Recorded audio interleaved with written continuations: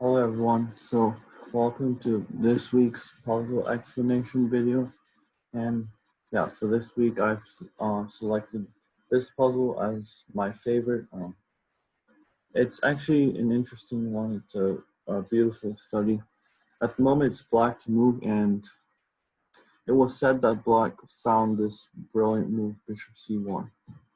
It's a really strong move because the point was actually here that black cannot play simply knight e3, and with the idea to promote the pawn, because white is making a draw here. You cannot stop the pawn, but okay, white has this nice idea, king g6. It's timing with 8 mate, so black can also move, and now we go king f6. Oh, if black wants to win, he has to keep going. Then we play king e6. And again, and this is very simple draw, because whenever black promotes, we take, and then the knight has to take. Then the knight has to take, and then we grab the last pawn to draw. So fine 93 only makes a draw, but yeah, as I said before, imagine our opponent found this brilliant move, bishop c1. So what do we do now? No, we're down material, so we basically only have two logical options, either to take the knight or take the bishop. Well, let's calculate what happens if we take the knight. We take the knight, then d2, of course. Our rook is cut off in the queen square. But what about, let's try the same idea, king g6, starting late. Well, black is trying to win, so he has to play king f8, king f6. Well, he cannot go back on j because king g6 makes a repetition, so king e8. We continue this, king g8, king d6. But unfortunately, after king c8, well, he's controlled the square, so that's why king c6. Simple queen wins for black. So here we run off any ideas, and black simply wins. He's going to promote next move.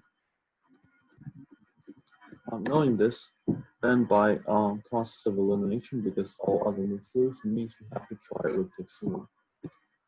So yeah, the only other logical move.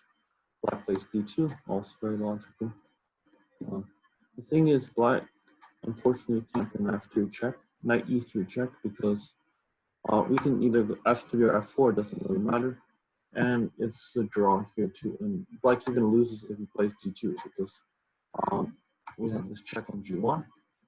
And then we'll take the knight, and then we'll take the pawn, and black wins. So that's why knight e3 doesn't work, so black plays d2 first. Obviously, we can't go to d1 because we'll fork on e3. So we have to choose another square for rook. Well, you might think maybe just like rook a1 or something. But unfortunately, black's winning here because knight e3. Okay, and he makes a queen. We have to take king e5, but unfortunately, he protects the pawn. And we're just down 9. Black takes the pawn. So a normal move like that doesn't work. Well, black's idea is knight e3, so how can we stop that? Well, very logical is rook g1. As we saw in this variation, we had this check on g1, it's the same idea. We set up a discovery. That way, knight e3 loses king f3, and then, yeah, and we pick up the knight with a discovery. But that's not all, because black is very clever. He promotes the queen first, check. And then after you take, now he forks because there's no discovery. And now he's just off a piece. Looks like white loses.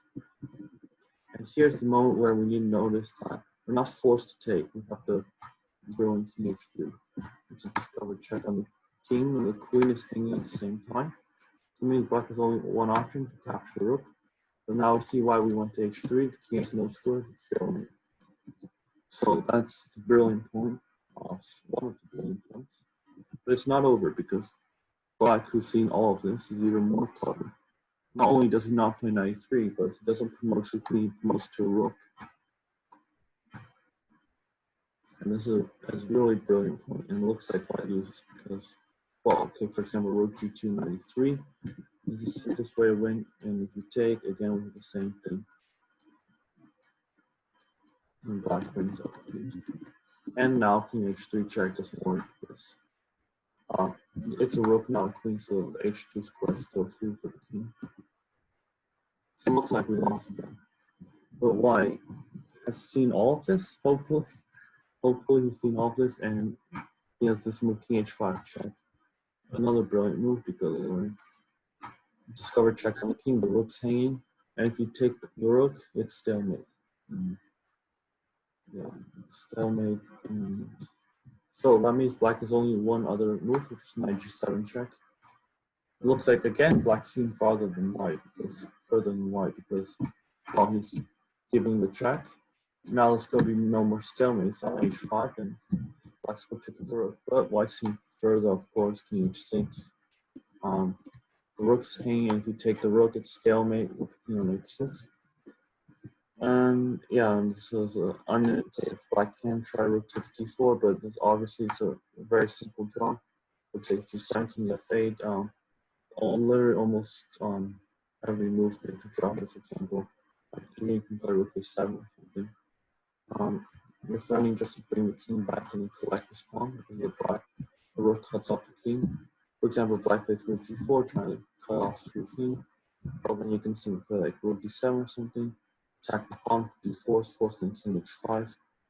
Attack the rook, which is protecting the pawn, which means just go d4 something, and you play king g5, bring your king over, and it's a very simple draw. So, yeah, so this is the final point. So in this study, we had a total of 3 stalemates. One with king h3. Another one with the king on h5, and the third one with the king on h6. So this was, and of course, we have this discover check defensive idea, and it's, well, is attacking the black king, the black last rank idea. So it's quite a nice study, and I think the best way to solve this was, well, either you see you see immediately what the idea is, or use process of elimination, because as you saw, said that king takes f5 doesn't work, so you have to take rook d2, and okay, no other moves make sense but rook g1, and then from here you should be able to see the stalemate idea, and yeah, that's the move set. So thanks for watching, and yeah, please join me for next week's Pulse of the Week. All right, see you guys.